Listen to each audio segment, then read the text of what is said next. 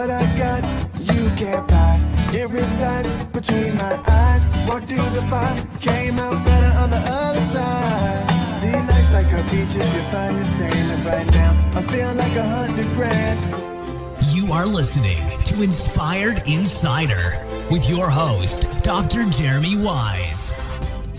Dr. Jeremy Wise here, founder of InspiredInsider.com, where I talk with inspirational entrepreneurs and leaders. Today is definitely no different. I have Rafi Arbel of Market JD. Rafi, before I formally introduce you, I always like to point out other episodes people should check out of the podcast. Since we're both in Entrepreneurs Organization together, I have to give a shout to the interview with Zach Wilcox of Fide Freight. Just an amazing entrepreneur, just from a young age. This is pretty remarkable. So check that interview out. I did one with Robert Hartline, who's in actually EO Nashville of Call Proof. He built up a chain of cell phone stores and sold it. A pretty remarkable entrepreneur. Will Scott of Culture Fix, also in EO. He was in EO Chicago, I think EO Wisconsin. How do you fix your culture? Actually, we're going to talk about culture today. And he's got a great book. So check out the one with Will Scott. And Don Williams. Don Williams is EO Dallas. That one was interesting, Rafi, because he wrote a book about gratitude and stories from our hearts. And that was, he told some stories, and it was really emotional when he talked about them. And so that was good too. So I just want to encourage everyone to check out more episodes on InspiredInsider.com. And this episode is brought to you by Rise 25. Rise 25, we help businesses give to and connect to their dream 100 relationships. Rafi, how do we do that? We actually help you run your podcast. So we're an easy button for a company to launch and run a podcast. We do the strategy, the accountability, and the full execution. You know, Rafi, you know this. We call ourselves the magic elves that work in the background to make it look easy for the host and the company so they can develop amazing relationships and create great content. You know, for me, the number one thing in my life is relationships. I'm always looking at ways to give to my best relationships. And I found no better way over the past decade to profile the people and companies I most admire, which definitely includes Rafi, and share with the world what they're working on. So if you've thought about podcasting, you should. If you have questions, go to rise25.com. And I'm excited to introduce Rafi. Since 2000, I don't want to date you here, but Rafi Arbel has been helping attorneys build their practice. Okay. In the past, he's worked for the largest provider of online marketing and legal research. He built a reputation as a leader at that time in law firm marketing strategy and operations. He actually is a former litigator who ran his own practice. So he uses his firsthand knowledge of the legal industry to help lawyers grow their client base. And he started Market JD. I love that name, by the way, to offer firms online marketing solutions to get more clients. And he speaks across the country to lawyers from Chicago, Milwaukee, and many more bar associations. He actually, I don't know why, he's just a glutton for punishment. So he went on to earn his MBA from University of Chicago Booth School of Business. Rafi, thanks for joining me. Thank you for having me, Jeremy. It's a pleasure to be on. So start off, just tell people about Market JD and what you do. And how did you come up with the name at the time? So Market JD does internet marketing for lawyers, which is websites, SEO, and pay-per-click. But I like to think that we're more than just what we do. It's how we do it and who we are as a company that really differentiates us and makes us a different experience than just your standard digital marketing agency. So we had to come up with a name, and at the time I was working with Aviva Collier from what was the name of her company? I can't even remember the name of it, but it had a JD at the end of it as well.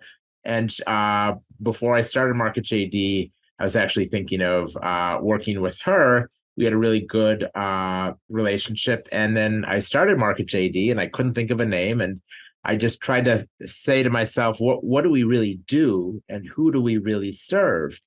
And we serve lawyers and we do their marketing. So I thought lawyers understand what JD means, even if the rest of the public doesn't. And lawyers will also understand that we're doing their marketing.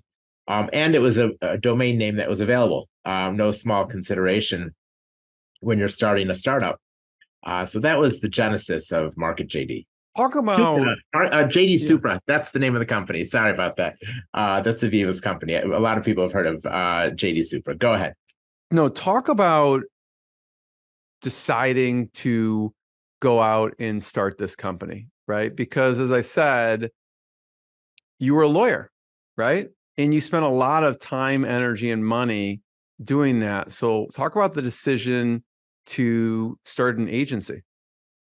So I have the legal experience. I was a practicing lawyer, and then I worked for Thomson Reuters, the largest provider to law firms, and I learned a lot from them. And I really am thankful for my time and experience there. I learned a lot about operations, sales, um, and really all parts of a law firm. They exposed me to so many different law firms and showed me the sort of problems and solutions that were out there. And so I really became a consultant of sorts simply by having gone through that experience. It taught me more so than the practice of law, because I got to see the problems of so many other firms. So when I finished my MBA, I was really at a crossroads, and I had to decide what I wanted to do with my future. And I thought that I was too entrepreneurial, and I had my own ideas and my own vision on how I can help lawyers better market themselves. I think Thomson Reuters is a great place, or was a great place anyway when I was there, but it didn't quite satisfy my urge to sort of chart my own path. And every large corporation has its limitations and restrictions. And I was very much sort of pigeonholed there into the role I was playing. I thought at Market JD, I could create a company that was much more responsive to the needs of our clients. And I wouldn't have to satisfy 10,000 clients. I could satisfy 100 clients. And that's a lot easier to do at a small number, because this isn't a business that's easily scaled. That's one of its limitations, but one of its beauties. We're like custom home builders. It's really hard to scale a custom home builder, being a custom home builder. You're really working on a handful of clients at a time, and you're really trying to deliver the best possible product and make that client the happiest they can be. Starting a business is not easy. Do you remember a first milestone as far as client goes? Uh, Probably the first milestone was, I know my first year, I think I made $30,000. And my second year wasn't so much more, maybe 50 or 60,000. But I think by the time I got to my third year and I finally made six figures, I felt like I had finally figured out what it took to succeed in this business, and what I needed to deliver to make the clients happy. What talk about that, because you could have been like, wow, I was making good money at Thomson and Reuters, Yeah. right? I could just go back. What was I thinking? How did you talk? What did you do with the self-talk in those first few years? That was hard because the grass always looks greener on the other side. And the longer you're not making as much money as you were making, the greener the grass looks. But what I focused on wasn't the gap, but the gain. I focused on what I had accomplished, not what I was left to accomplish or what other people were accomplishing. And I was very proud of myself, that I was able to learn and master some of the fundamentals of running a small business. Most small businesses don't survive 5 years. We're going on 14. So it was important to also to focus on the success of our clients. It wasn't about me. It was about watching our clients grow. And that's something that you don't get necessarily working for a corporation, where they force you to go from client to client, and there's a lot of turnover in terms of who you're supposed to serve. But with Market JD, I could have 5, 10, or in my case, 14-year relationships. And what I found is that the people that stick around the longest oftentimes get the greatest benefits because of our long-standing relationship. I learned certain things about the firm that I don't need to ask about. We're not starting from scratch in year one. We're building on a solid foundation that we created together based on the vision of our clients. And Yeah. I love that. That's so when you ask how we got through those initial years, it was really with the help of our clients. Yeah, no, I love that. Focusing on the success of clients. I was in a conversation with a couple other founders, several weeks ago. One of them really, I mean, both of them are really successful. One of them, I think took two companies public, and they were talking about, and one of them was like just frustrated that day. And the other guy goes, listen, if you don't think about quitting once a day, you're not a founder. And I was like, Right. and I was like, once a day? Well, how about once an hour? Like, what do you mean? But so I get it. What was your life like at the time? Were you married when you decided to venture out and do your own thing? What was your personal life like? Yeah, no one could understand it. It was 2008, 2009, at the height of the recession, probably the worst possible time to start a business. I have a wife, and at the time I had three young boys, all in private day school, and That's had a no joke mortgage. right there. No, that's no joke. It was far more. Each one of those was the cost of a mortgage. And I had some money saved, but it wasn't easy, and there were a lot of doubters out there. And I'd never created a website before, and I'd never run an SEO campaign before, so there were a lot of variables out there, and there was a lot going against me. I'm still not sure why I thought I can do that. I'm sorry about the lights. Let me get those lights to turn back on. There we go. So there was a lot going. There was a lot against me, stacked against me, but I did it anyway. I don't know why. I was driven. I was driven to do this, and I knew if I persisted, I didn't know if I was going to get rich, but I knew I'd be able to earn a living, and more importantly, I'd be able to do what I want with the people who I want to do it with, and help real people and form long relationships. And that's been the most satisfying part, are the people that I'm working with. Yeah. Which, No, by the thanks way, for some of those people are former clients from Thompson. I still have clients that came with me from Thompson. 14 years later, are still with me. amazing. Yeah. Let's talk about a few examples. You had you have a criminal lawyer that you work with. Talk about what you do with them. Yes. So, for example, Max Keller, he's in Minnesota, Minneapolis, and Max is a criminal lawyer who he was a solo practitioner, but over time he hired associates, and we started probably about a decade ago, and we helped him build his practice, and over the years, as he increased his marketing, the size of his practice grew. And now he's at the point, like some of my other clients, where he has more business than he can handle. So the constraint is no longer the marketing; it's the employees. He needs to find more employees to take on the work. And so, I really consider myself part of his firm. We talk regularly, and he relies on us. And it's just one of those relationships that make coming to work every day so satisfying.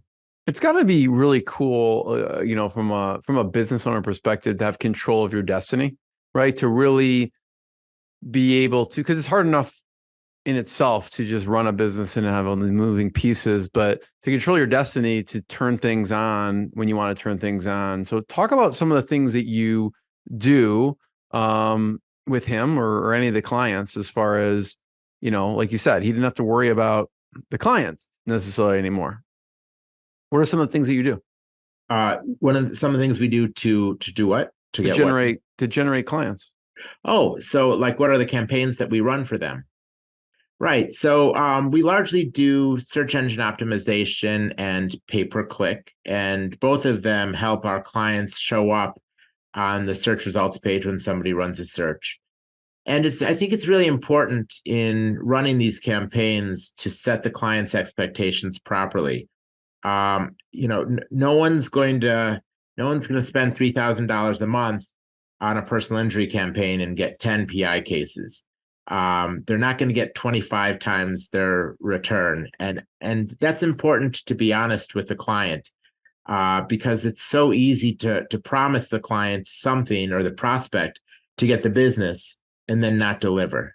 And so I don't want that, because that doesn't foster long-term relationships. If they're not happy with the kind of return that they can expect from online advertising, I'd rather have them not be a customer and use their money somehow else. But for the people that understand the realities of the marketplace, and who are realistic in their expectations and have other sources of business, then we're probably the right fit. So for search engine optimization, that's a longer bet. You're investing in the content on your website. And the reason you're investing in the content on your website is to be a service to your prospective clients, because they're on the web because they've got questions, and they are looking for the best answers, and so is Google. So when we create websites and when we run a search engine optimization campaign, we're spending a tremendous amount of time trying to figure out what questions people are answering and generating answers that are substantive, that read well, and that best satisfy our clients' questions. And when we do that, Google acknowledges it, and that's when they begin to rank very strongly in Google. I want to talk about websites for a second and some of the mistakes you see people making with websites, because you could do your job amazing, drive tons of traffic, have great SEO, and then they hit someone's website. All could fall apart at that moment, possibly, or not. So what are some of them? And oftentimes you probably go in to these law firm sites and you have your years of expertise, what works, what doesn't work. So what are some of those things that you find? By the way, I ask it because it applies probably to all of us, including myself. So I'm sure I there's stuff that I need to be doing on my site, but what are some mistakes people make with their website? So a firm in Indiana, a personal injury firm in Indiana, called us and they asked us to audit their website. And we did. It was made by one of the major providers out of Florida, and it was a very expensive site. And we came back to them and we said, take a look at your homepage. And on the homepage, at the top, was a large red button, and it said, contact us. And it was the major focus of the hero section, the top section of the website. I said, click on the button. They clicked on the button, and it led them to a 404 page. It's Like, the whole point of the website is to get them to click on it. If that button's not working, all of your marketing is failing. You're not going to get a second bite at that apple. So it's, just having a Q&A process where somebody, doesn't even have to be a highly paid employee, goes through and makes sure all the basic functions are working at a minimum is probably step one. And you would be surprised at how often they're not, because it requires an investment. So when people say, well, why do you charge what you charge for your website? I say, because you're getting a lot of labor. We're making sure things like your contact us button are working. But it goes much deeper than that. But that really illustrates the point is somebody has to care about your site. Somebody has to look at it. And probably from a Market JD perspective, the thing that we focus on is the people that create the site are not the people that do the Q&A. And so we always have a second, at least one other, usually 2 or 3 other people reviewing different parts of the site. And that ensures quality and consistency. What other mistakes? I'm sure you've seen a bunch of crazy stories throughout the years. What's another? So one, you go contact us page led to a 404, and who knows how much they were spending on traffic and SEO and everything. Yeah. What's another big mistake you've seen people make? I think that you see this a little less often now. People are getting a bit more sophisticated, but the writing on sites where they don't spend enough on the writing, you can really tell it's very thin. It sounds like it was written in a developing country, or even worse AI is not necessarily even worse, but poorly written, and it's a poor user experience. At the end of the day, what we're focusing on all elements is, what is the user experience like? And also, there are other technical parts of a website that need to be done right if you want to be found. It needs to be fast enough. The pages need to be substantive enough. And that doesn't necessarily mean long enough, but oftentimes it does. And then a lot of times, if we want to take this up a bit in terms of competition, like those are the easy things to do. But the more challenging things are, everybody wants to write a page on car accidents. Which are the pages that rank on page 1? And why are they ranking on page 1? Well, the only way you figure that out is if you go through all of the pages on page 1 and look at all of the elements that they're using on their page to succeed, and then look at your page and see if you have those elements. That's really a labor-intensive job, but that's what we do because we know it's a highly competitive space, and we want to make sure that our pages have everything that our competitors have, and that we're not falling behind in any part of the substance that needs to be on the page. Rafi, every company has some funnel, whether they know it or not, right? So it's like, okay, let's say you are doing SEO, you're doing, pay-per-click ads, doing paid ads. They go to the website, it's functioning as it should. They click on the contact, someone picks up the phone, right? So now I know that you actually will listen to calls and give suggestions, because everything could also fall apart there. Absolutely. So what are some of the mistakes that people are making when answering the phones that you've seen, that you've coached on? Great question.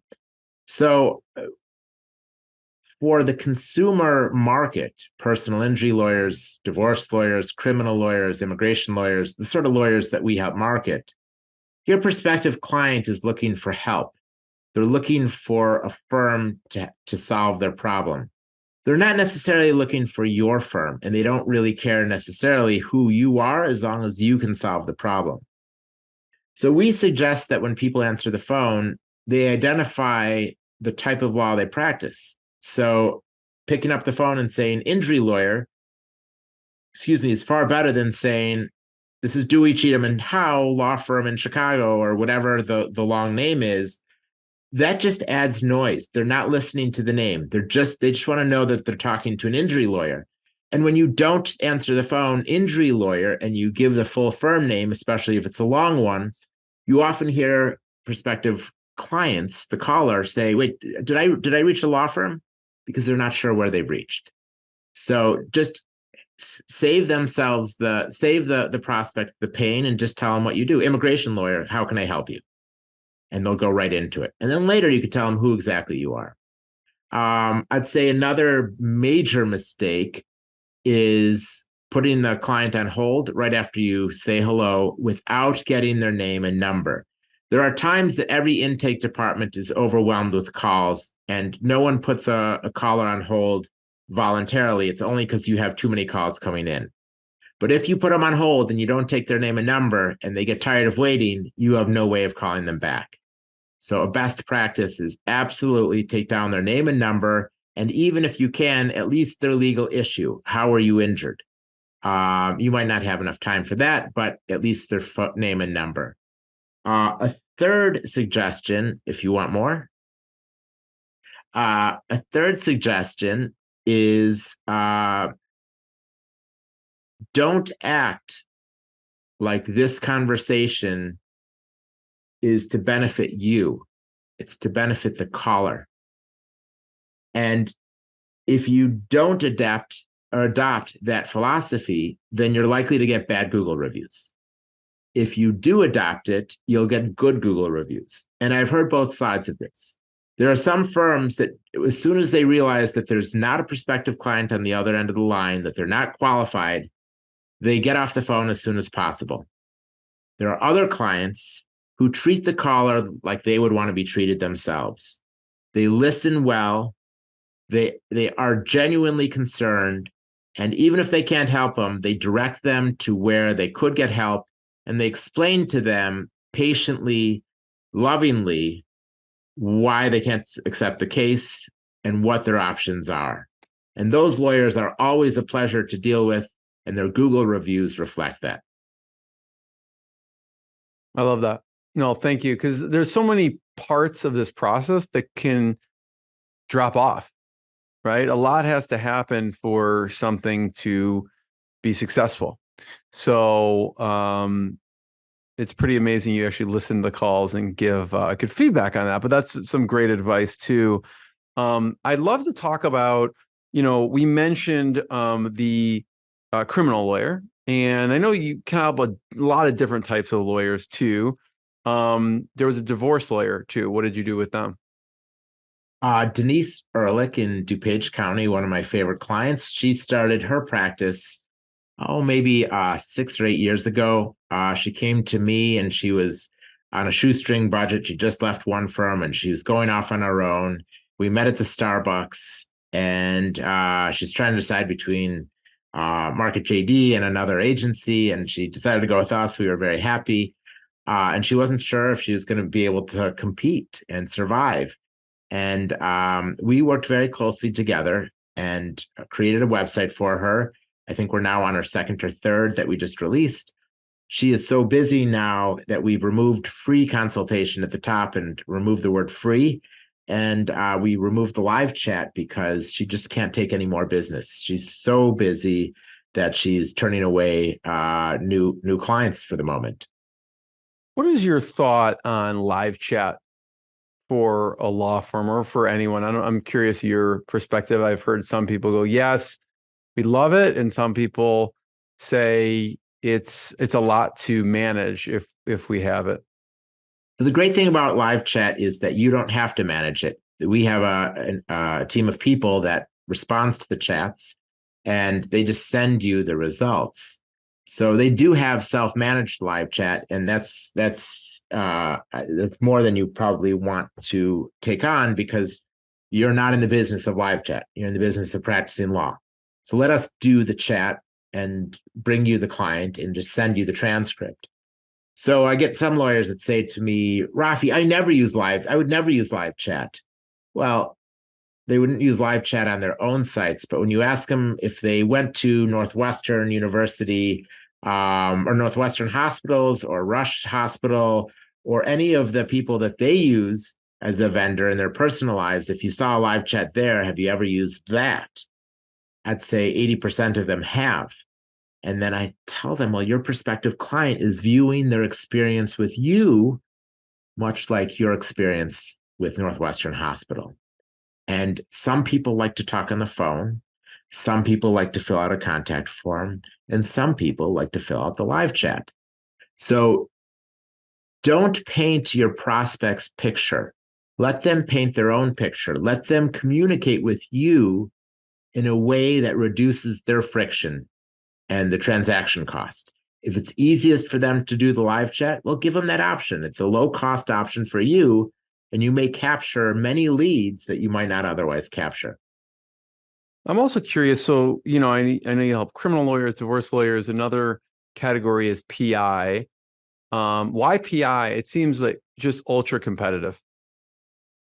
It is ultra competitive, and perhaps they need us the most. My biggest client is Inc. Law in Chicago. Howard and I were vendors at Wrigley Field together.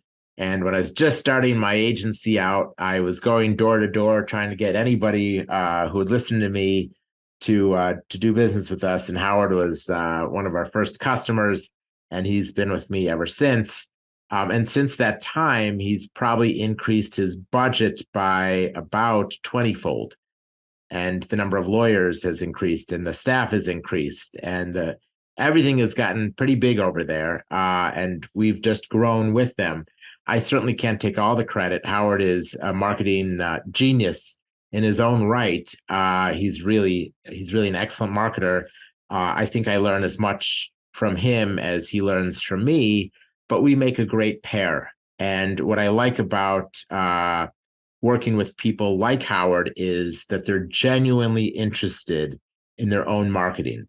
It's not just about writing a check, but it's really about becoming a partner together and trying to solve these marketing problems together. And what I like about a lot of my relationships, like my one with Howard, is that not everything we do is a success, but everything we do, we put in 100% and we're transparent with the client. And so once you understand that as our client, then you realize that you have a partner who's going to tell you the good things and the bad things. And when we fail fast and we move on to the next opportunity. Because if you don't experiment and you don't try, you'll never know what works and what doesn't. And that's really the sort of client that I enjoy working with the most. Yeah, I want to also say, Rafi, you did introduce Howard as a guest on the podcast, so that's a great episode as well. And we talked about how he built his brand and authority in that competitive space.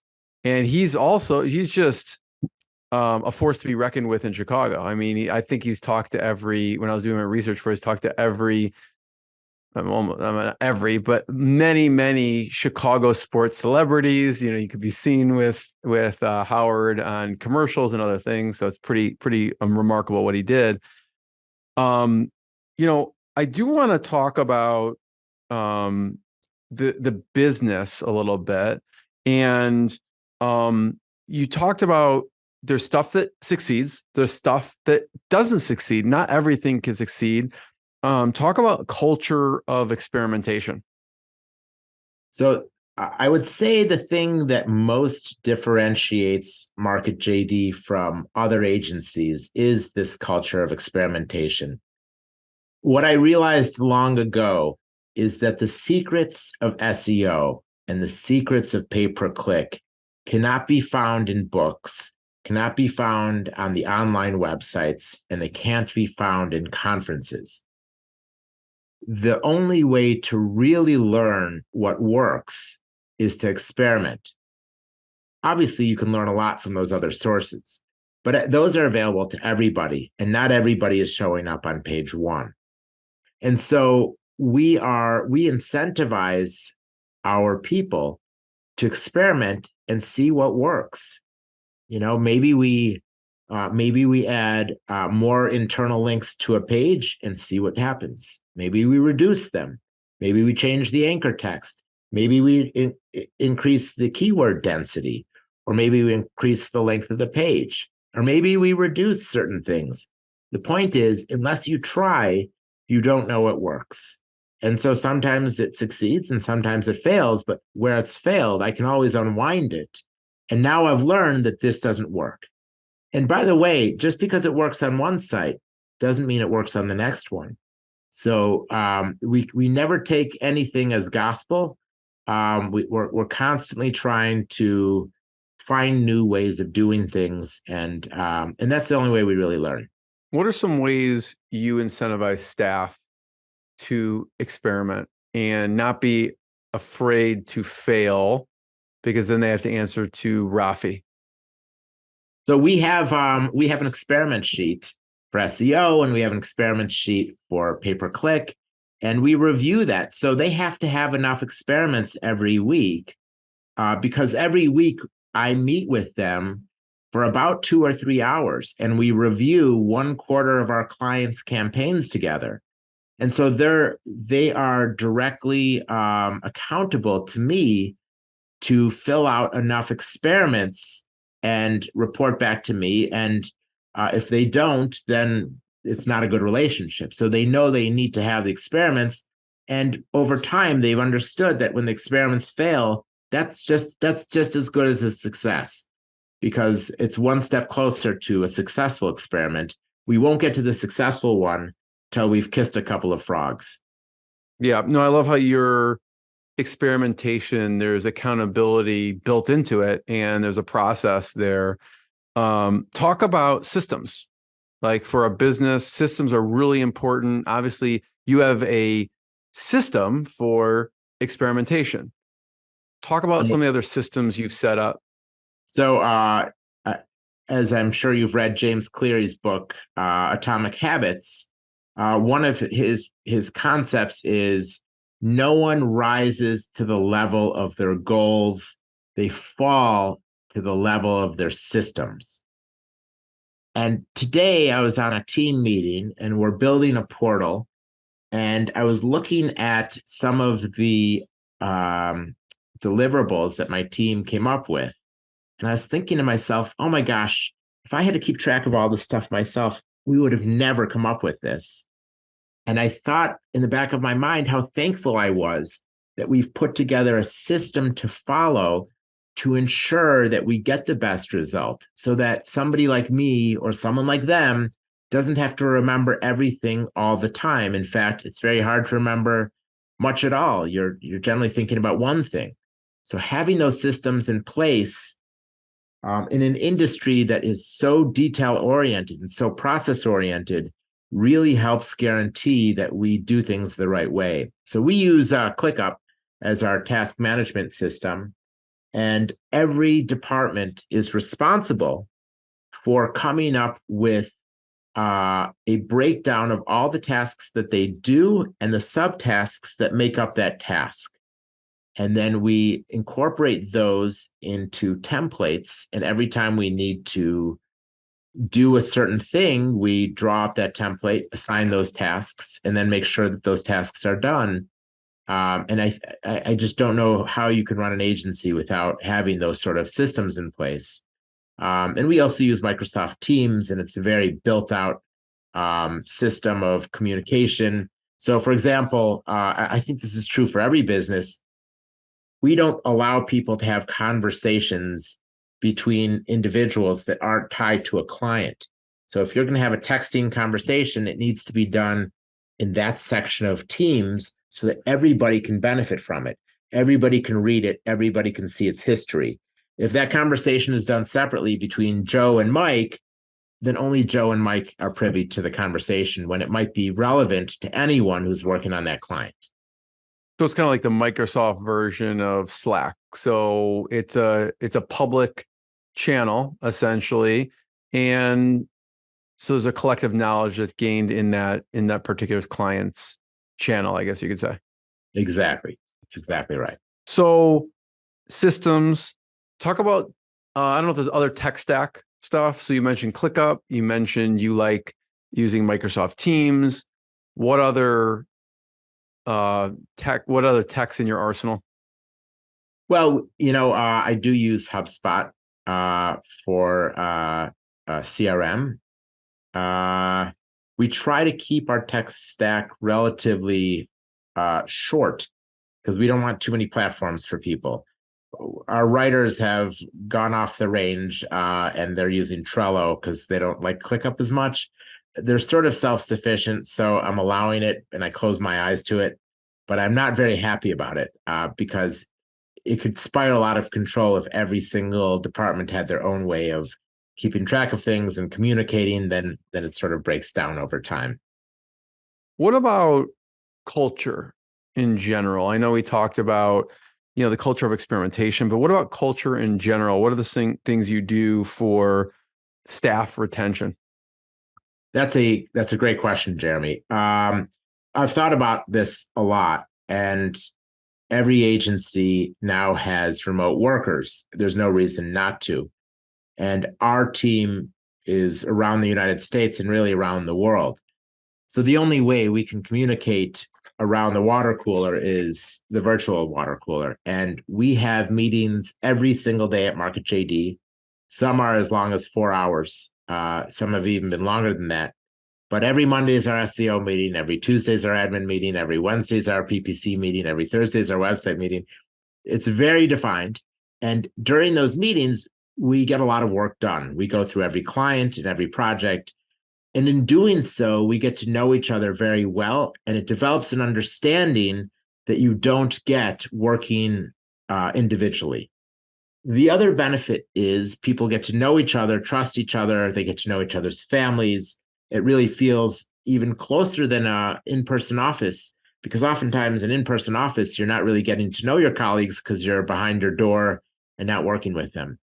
And so the one other benefit I found in this is that new people get trained very quickly, because when they sit in on the meetings and they see the structure of the meetings and they learn from all of the dialogue that happens, and people feel a sense of belonging, and they generally love participating in the meetings. They talk about it. They feel a sense of camaraderie. They feel a sense of connection, and they get a sense of accomplishment because people are working on things collaboratively and they have an incentive to get along. So everyone that we hire has to get along with everybody else because we're working together so intensely. And it's really a great thing. It keeps people together. I think it's more rewarding for people than making a little bit more money per hour per year, because your work environment is everything. It's where you spend most of your time. So it sounds like the key to for your retention is the camaraderie, and that camaraderie and learning and mentorship comes from the meetings. How do you structure meetings? So we loosely use EOS, which is the Entrepreneur's Operating System. And we don't have an implementer. We're sort of self-implementing. But the foundation of EOS is an L10 meeting. And an L10 meeting is a very structured meeting. And it's structured so that a small business, can prioritize those objectives and campaigns that are most impactful and most significant for the business. And we break that down by department. So our SEO team has their most important objectives. They're called rocks. The PPC team has their rocks. Every team has their own rocks, and those rocks have to be completed within 90 days. And every part of that meeting is very structured, and it really is a well thought out plan to ensure that you operate most efficiently. You address the urgent, but you don't ignore the most important. Yeah, I want to encourage people. There is I did have Gino Wickman on the podcast. He wrote Traction and was the creator of EOS. So check out that interview. And also, if you want to learn more, you can go to the book. The book Traction is great. What are some of your favorite books, Rafi? I know you mentioned Atomic Habits, obviously Traction, Gino Wickman. What are some of your favorites that people should check out? I did love Good to Great. I commonly, even though I read it a long time ago, I think about it a lot because some of the principles there are so fundamental to doing well, that it's important to keep those in mind, like getting the right people in the right seats on the bus is critical. So I was interviewing today for a client success manager, and I wasn't so concerned about how many years experience they had. I was more concerned with, are they curious? Are they pleasant? Are they conscientious and detail oriented? They have some of those skills. They're going to be a bigger success than people with 5 years experience without those skills. So I like some of those books. I do read a lot of newspapers every day. I read the Wall Street Journal, the Washington Post, and the New York Times. So for me, it's a little bit more of a fight to read through books than it is the journals. But yeah, I like some balance of the two. So, Rafi, I have one last question. Before I ask it, I just want to thank you. Thanks for sharing your journey with us, your lessons. Everyone can check out marketjd.com to learn more. My last question is, you mentioned you were a vendor at Wrigley Field, and dates back to you did this with Howard Ankin. What were some of the lessons you learned from being a vendor at Wrigley Field? That is a great question. It was one of my favorite jobs. I think that probably was the genesis of my desire to be an entrepreneur, because working as a vendor has a lot in common with entrepreneurship. Your effort is the thing that gets rewarded the most. We were fully commissioned. And the earlier you got to Wrigley Field, the better product you got. So if it was a 120 game, we would sometimes get there by 10 o'clock, wait outside Wrigley Field on the cement for Vince, the union head, to arrive around 11:30 to hand out your product for the day. And the people that were in the front of the line are the people that got the best things. So when we got there in time, I wasn't old enough to sell beer, but I could sell Pepsi. And that sold well on a hot day. And that was far better than selling cotton candy or any of the products that the guys at the end of the line sold. So the hustle back then and even now gets rewarded. Treating people kindly,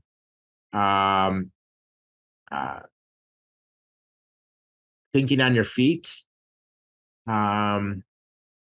doing what you love.